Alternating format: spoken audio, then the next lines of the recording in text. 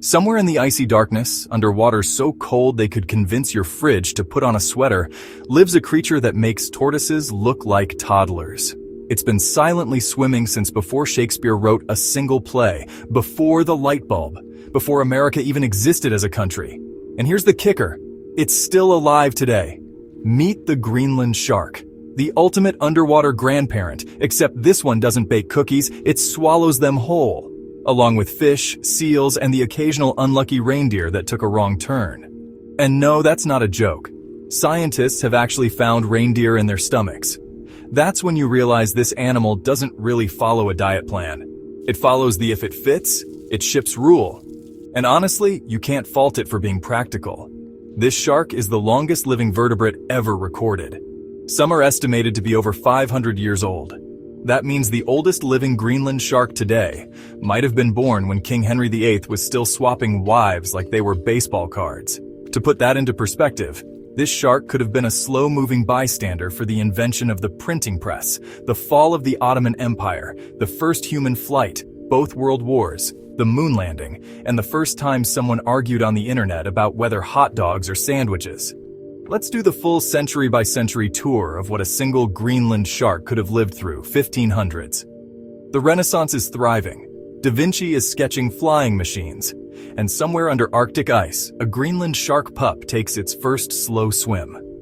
1600s. Shakespeare's plays hit the stage, the Mayflower sails, and our shark is now a teenager. In shark years, still very much a child.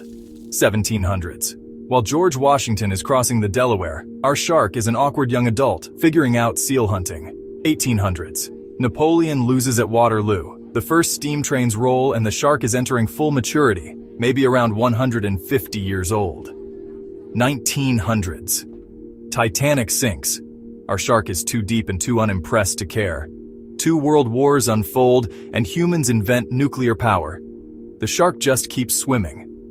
2000s. Smartphones, memes, and self-driving cars become a thing. The shark is possibly pushing 500 years old and still slower than your Wi-Fi. How do they live that long?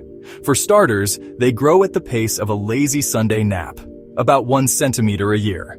You could literally move house, change careers, raise a family, travel the world, switch careers again, and they'd still just be considering growing another eyelash's worth of length. The average fingernail grows faster. That's not nature in a rush. That's nature saying, I'll get to it when I get to it. They don't even hit adulthood until they're over 100 years old. Yep, at an age when humans are usually playing chess in the park, yelling at the TV during sports, or talking to plants for company. These sharks are just figuring out the underwater equivalent of high school drama. Imagine being 120 years old and still being considered a young adult. The ocean is brutal like that. Their secret weapon? The deep, cold waters of the North Atlantic and Arctic Oceans. The temperature is so frigid it slows their metabolism to a near crawl, meaning their bodies break down and age ridiculously slowly. It's basically nature's cryogenic chamber. Except this one actually works. And unlike the sci-fi freezer pods, they don't need electricity, just an endless supply of freezing blackness and a strong don't bother me attitude. But life down there isn't exactly all cozy blankets and hot cocoa. These sharks swim in near total darkness for most of their lives, relying more on smell than sight. And to make things weirder, many of them are partially blind thanks to tiny parasites that attach themselves to their eyes. Yes, parasites. On their eyes. Just hanging out like they're watching shark flicks for free. And the shark? Completely unbothered. That's peak I literally couldn't care less energy. Here's the anatomy deep dive. The Greenland shark's body is an engineering masterpiece of survival. Their heart beats incredibly slowly, as few as 8-10 times per minute. Their muscles are rich in urea and trimethylamine oxide, chemicals that act like antifreeze in their blood. They have small dorsal fins and a stout cylindrical body that reduces drag, making them efficient energy savers over long distances. Their jaws are equipped with sharp upper teeth for grabbing and lower teeth shaped like chisels for sawing, perfect for ripping chunks from prey or carrion. Oh, and they smell terrible. Their flesh contains a chemical called trimethylamine oxide, which keeps their cells from freezing in cold waters, but makes them reek like rotten urine if you cook them wrong. In Greenland, they actually bury the meat underground for months to ferment before eating it, just to make it safe. which frankly sounds less like a recipe and more like a survival test. If the smell doesn't scare you away, you've already proven yourself worthy. Think about it. A creature that's been silently patrolling the ocean for centuries, growing slower than a bad Wi-Fi connection, eating reindeer like it's no big deal, and minding its own business in waters most of us wouldn't even dip a toe in. That's not just fascinating, that's legendary. Now here's where things get even stranger. Scientists figured out its age not by asking it to cough up a birth certificate, but by studying the lens in its eye. Turns out, the core of a Greenland shark's eye lens is made of proteins that don't change after birth. Using radiocarbon dating, they can estimate when the shark was born, and some of those dates make historians sweat. One shark they studied was estimated to be around 392 years old, and that's with a margin of error that could push it to over 500. Let that sink in. A fish older than the United States still out there, cruising like it owns the place. And let's be real, it probably does own the place. Expedition stories. Scientists on Arctic research vessels often describe spotting Greenland sharks on submersible cameras as like seeing a submarine covered in scars. During one tagging mission, the water was so cold that the equipment froze solid before they could attach the tracker.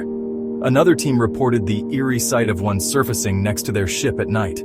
A pale, slow shape drifting in the black water, almost glowing under the floodlights. And speaking of cruising, this shark is no speedboat. It moves at an average of 0.34 meters per second. That's slower than most humans walk. You could probably outswim it without trying, until you remember you're in freezing Arctic water, lose all feeling in your limbs, and immediately regret your life choices.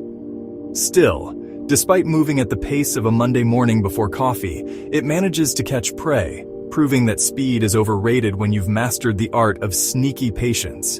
Its menu is unpredictable. Fish? Yes. Seals? Absolutely. Polar bears? Rare but documented. Horses? Once? Moose? Believe it or not, yes. How they get these land animals is still a mystery. Maybe scavenging carcasses frozen in ice, maybe opportunistic snacking when something falls in. Whatever the case, it's the ocean's version of, I'll eat whatever shows up in the fridge. And clearly the fridge is never empty. There's also the fascinating fact that these sharks can travel incredible distances. Tagging studies have shown them moving thousands of kilometers across the North Atlantic. For a creature that looks like it's moving in slow motion, they're surprisingly well traveled. It's like a permanent world cruise. Except the ports are frozen, the scenery's black, and the only souvenirs are seal leftovers, Inuit and Greenlandic folklore. Long before Western scientists studied them, Greenlandic legends told of Skalugswak, massive sea creatures with pale skin and unblinking eyes that could curse hunters. In some stories, these beings were considered protectors of the deep, punishing those who took more from the ocean than they needed. Other tales spoke of giant sharks dragging entire kayaks under, disappearing before anyone could react. Scientists are still scratching their heads over how they managed to avoid major diseases with such long lifespans. Their slow metabolism probably plays a role, as does their frigid environment. In human terms, it's like living in a walk-in freezer and rarely moving. Not exactly thrilling, but apparently the ultimate anti-aging plan. And considering they've survived everything from the Little Ice Age to industrial whaling to modern fishing, you could say they've mastered the art of not dying. And here's a thought. If one of these sharks was born in 1500, it could have witnessed, in shark terms, the rise and fall of empires, the invention of the printing press, the coronation of dozens of monarchs, both world wars, the Cold War, the moon landing, the internet boom, and now people filming themselves dancing in grocery store aisles. And through it all, just swimming, slowly, minding its own business. They also have incredibly dense flesh, making them buoyant, in a way that allows them to hover effortlessly in the water. Combine that with their slow movement, and you've got a predator that feels less like an aggressive hunter and more like a ghost that drifts in when you least expect it. This is probably why so many sailor legends about mysterious sea monsters could have been sightings of these sharks. Massive, pale shapes gliding under ships, vanishing into the black without a sound. Anyway, I'd tell you to go pet one, but maybe just stick to documentaries for now. If you thought this was wild, we've got plenty more stories from nature that'll make you wonder what the ocean's been hiding. This is Earthniverse, slowly building a video nature encyclopedia. Stick around, subscribe, and let's explore together.